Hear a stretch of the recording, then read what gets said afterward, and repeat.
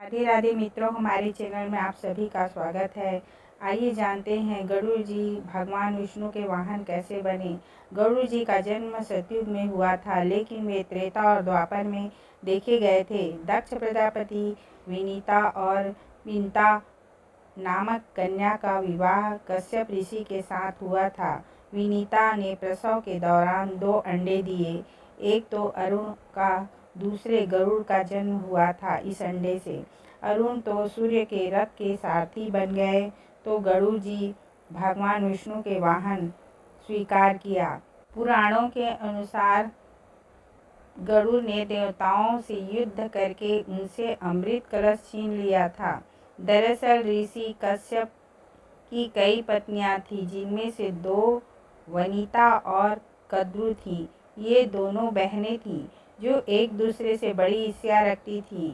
दोनों के पुत्र नहीं थे। पति कश्यप ने दोनों को पुत्र के लिए एक वरदान दे दिया। वनिता ने 2 बलशाली पुत्र मांगे, जबकि कद्रु ने 1000 सर्पपुत्र मांगे, जो कि अंडे के रूप में जन्म लेने वाले थे। सर्प होने के कारण कद्रु ने 1000 बेटे अंडे से उत्पन्न हुए और अपनी माँ के कहे अनुसार काम करने लगे। दोनों बहनों ने शर्त लग गई कि जिसके पुत्र बलशाली होंगे, हारने वाले को उसकी दासी स्वीकार करना पड़ेगी।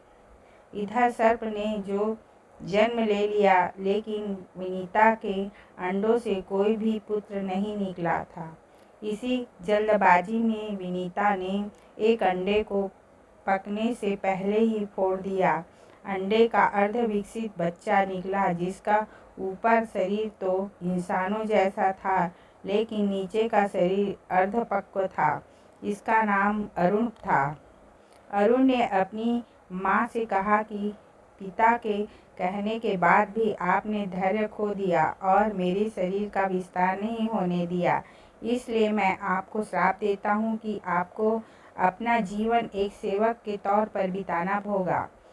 अगर दूसरे अंडे में से निकला उनका पुत्र उन्हीं इस पापों से मुक्त करवा सका, तो वह आजीवन दासी बनकर रहेगी।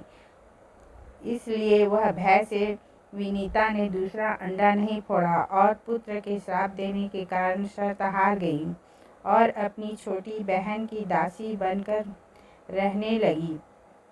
बहुत लंबे काल के बाद दूसरा अंडा फूटा और उसमें से विशालकाय गरुड़ निकला, जिसका मुख पक्षी की तरह था, बाकी शरीर इंसानों की तरह। हालांकि उनकी पसलियां एक दूसरे से जुड़ी हुई विशालकाय पक्ष भी थे। तब गरुड़ ने यह पता चला कि उनकी माता को उनकी बहन की दासी बनके रहना पड़ेगा। फिर क्यों यह पाप हो रहा है? उन्होंने अपनी मौसी और सर्पों के इस दायित्व से मुक्त करने के लिए अपनी माँ से पूछा। सर्पों ने विनीता के दास्ता की मुक्ति के लिए अमृत मंथन से निकला अमृत मांगा। अमृत लेने के लिए गरुड़ स्वर्ग की तरफ तुरंत निकल पड़े। देवताओं ने अमृत की सुरक्षा के लिए 3 चरणों की सुरक्षा कर रखी थी। पहले चरण में आग की तरह बड़े पर्दे बिछा रखे थे, दूसरे में घातक हथियारों की आपस में घर्षण करती दीवार थी, अंत में 2 विषैले सर्पों का पहरा था। वहां तक जाने में देवताओं का मुकाबला करना था। गरुड़ तब से भिड़ गए, लेकिन देवता बिखेर दिया। तब गरुड़ ने कई नदियों का जल मुख में लेकर चरण में आग को बुझा दिया। अगले पथ में गरुड़ ने अपना रूप इतना छोटा कर लिया कि कोई भी हथियार उनका कुछ नहीं बिगाड़ सका। सांपों को अपने दोनों पंजों में पकड़कर उन्होंने अपने मुंह से अमृत कलश उठा लिया और धरती की ओर चल पड़े। लेकिन तभी रास्ते में भगवान विष्णु प्रकट हो गए और गरुड़ के मुंह से अमृत कलश होने के बाद भी उसने प्रति मन में लालच न होने से खुश होकर गरुड़ को वरदान दे दिया कि वो आजीवन अमर हो जाएंगे। तब गरुड़ जी ने भी भगवान को एक वरदान मांगा और बोला कि भगवान, इन्हीं अपनी सवारी बनने का मुझे वरदान दीजिए।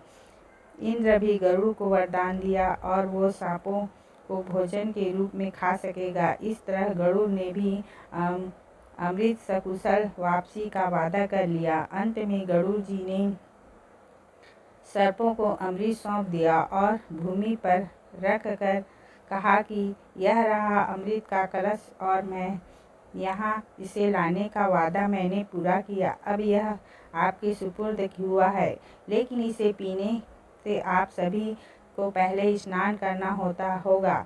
तब यही सर्पों का स्नान करने के लिए वहाँ अचानक भगवान इंद्र पहुँचे और अमृत कलश वापस ले लिए, लेकिन कुछ भूमि पर गिर गए और घास पर ठहर गई। सर्प ने उन बूंदों पर झपटा मारा, लेकिन इनके हाथ कुछ नहीं लगा। इस तरह चालाकी से गरुड़ की माँ दासी से मुक्त हो गई। भगवान विष्णु ने उन्हें अपने वरदान से यह आशीर्वाद दिया और अपना वाहन बना लिया।